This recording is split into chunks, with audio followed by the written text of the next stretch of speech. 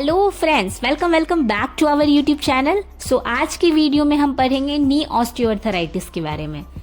इसके बारे में हम फुल डिटेल पढ़ेंगे। सबसे पहले हम जानेंगे कि नी ऑस्टियोआर्थराइटिस क्या है।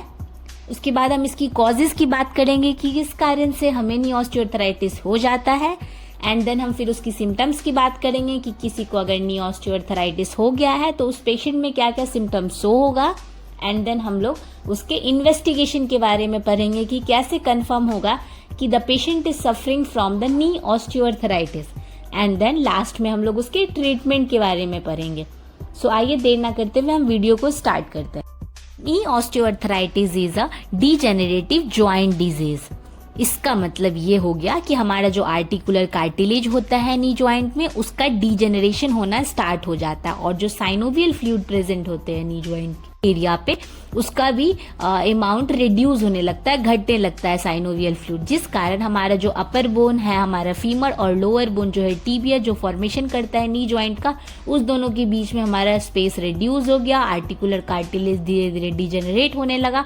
तो हमारा जब भी पेशेंट मूवमेंट करेगा तो उसको फ्रिक्शन होगा, मीन्स कि उसको दिक्कत होगा, पेनफुल होगा, वो कर ही नहीं पाएगा। कॉजेज की बात करें तो पहला मैं बताना चाहूंगी age factor, means more than 40 years of age. But second मैं बताऊंगी कि ओवर यूज और वियर एंड टीयर इंजरी की वजह से भी हमारा ऑस्टियोआर्थराइटिस हो जाता है। मतलब एग्जाम्पल में अगर बताऊं तो अगर ज्यादा एक्सरसाइज कर लिया, ज्यादा रनिंग कर लिया, जंपिंग कर दिया तो भी हो सकता है। थर्ड में बताऊंगी ओबेसिटी। जो पेशेंट ज्यादा मोटे होते हैं, सारा हमारा बॉडी का जो भी वेट होता है वो सबसे ज्यादा वेट हमारा नी जॉइंट ही लेता है, तो उस पे लोड पड़ा तो वो it will cause the problem. उसके बाद फोर्थ में बताना चाहूंगी तो इडियोपैथिक भी है, मीन्स अननोन कॉज भी बोल सकते हैं हम। फिफ्थ में बताना चाहूंगी ट्रॉमा। सिक्स्थ बोलूंगी हार्मोनल डिजीज। एंड सेवेंथ बोलूंगी रिपीटेड इंजरी इन नी। और 8 बताना चाहूंगी metabolic disease like diabetes mellitus. Actually diabetes mellitus के जितने भी पेशेंट होते हैं मेजॉरिटी वो ओबेज है, मोटे हैं। तो अब मोटे हैं तो जॉइंट नी पे तो ज्यादा असर आएगा ही। हम सिम्टम्स पढ़ते हैं तो पेशेंट जनरली बताएगा कि मेरे को पेन बहुत हो रहा है, और वो पेन जो होता है वो जनरली मॉर्निंग में होता है। वो बताएंगे कि मुझे मॉर्निंग में मैं उठता हूँ तो मुझे पेन बहुत होता है, और वो पेन एक्टिविटी के टाइम में भी बढ़ जाता है, और जैसे ही वो रेस्ट में आता है तो उनको एक इम्प्रूवमेंट, रिलीफ थोड़ा हल्का मिलता है उनको। सेकेंड सिम्टम बताऊंगी कि उनको स्टीफनेस बहुत बोलेंगे। जब वो स्टीफनेस कब होता है, जब वो इनएक्टिविटी करने लगते हैं, मतलब कि वो ज्यादा, मतलब कि जैसे कि गाड़ी पे कार पे बैठ के कहीं घूमने के लिए जा रहे हैं और आधा एक घंटा वो कंटिन्यूस कार पे बैठ गए और बैठने के बाद उठते हैं तो उनको उठा नहीं जाता है, तो उस टाइम उसको स्टीफनेस दिखेगा। फिर स्वेलिंग भी दिखता है, सूजन, रेडनेस भी वहां पे दिखेगा। उसके बाद फिर फोर्थ में बताना चाहूंगी कि रेंज ऑफ मोशन भी वहां का घट जाता है। रेंज ऑफ मोशन इसीलिए घटेगा क्योंकि पेशेंट को पेन होगा तो वो मूवमेंट को अवॉइड करेगा, वो करेगा नहीं। उसके बाद मैं बताऊंगी फिफ्थ में कि क्रिपिटस साउंड, एक जैसे वो अपने मतलब जॉइंट को मूव करेगा तो वहां पे एक साउंड, क्रिपिटस साउंड सुनने को मिलेगा। और सिक्स्थ में बताऊंगी कि मसल वीकनेस होने लगता है। अब हम बात करते हैं investigation of knee joint osteoarthritis. तो इन्वेस्टिगेशन में सबसे पहले एक्सरे होता है, सिंपल एक्सरे कराया, प्लेन एक्सरे।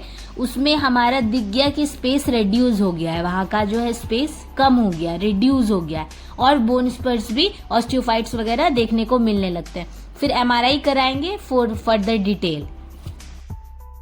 अब हम ट्रीटमेंट की बात करते हैं तो जनरली डॉक्टर मेडिसिन में एनाल्जेसिक देते हैं पेन रिलीफ करने के लिए कॉर्टिकोस्टेरॉइड देते हैं इन्फ्लामेशन को दूर करने के लिए।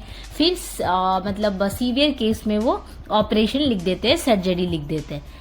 And other than medicine this includes lifestyle modification. मतलब कि जिन भी पेशेंट का सबसे पहले वेट, जो पेशेंट मोटे है, ओबेज है ज्यादा, तो उनको वेट कम करने के लिए हम लोग बोलते हैं। इसका कारण ये कि हमारा जो नी जॉइंट है वो हमारे पूरे बॉडी का वजन उठाता है, तो अगर वजन ज्यादा हो तो घुटने पे स्ट्रेस ज्यादा होगा एंड ऑस्टियोआर्थराइटिस जल्दी होगा।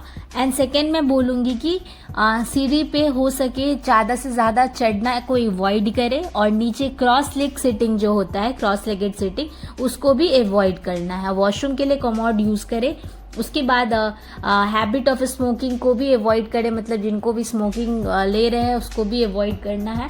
एंड लास्ट में बताना चाहूँगी कि फिजियोथेरेपी इसमें सम स्ट्रेचिंग्स, आइसोमेट्रिक्स ये सब होते हैं। नी ऑस्टियोआर्थराइटिस का सेकेंड वीडियो में मैं बताऊंगी इसके कितने स्टेजेस हैं नी ऑस्टियोआर्थराइटिस के, और कौन से स्टेज में एक्सरे में क्या शो होगा। Hope you guys like this video. अगर आपको ये वीडियो अच्छा लगे और अगर आपको इसी तरीके का वीडियो देखना है तो please like, share, comment and subscribe my channel. Thank you so much.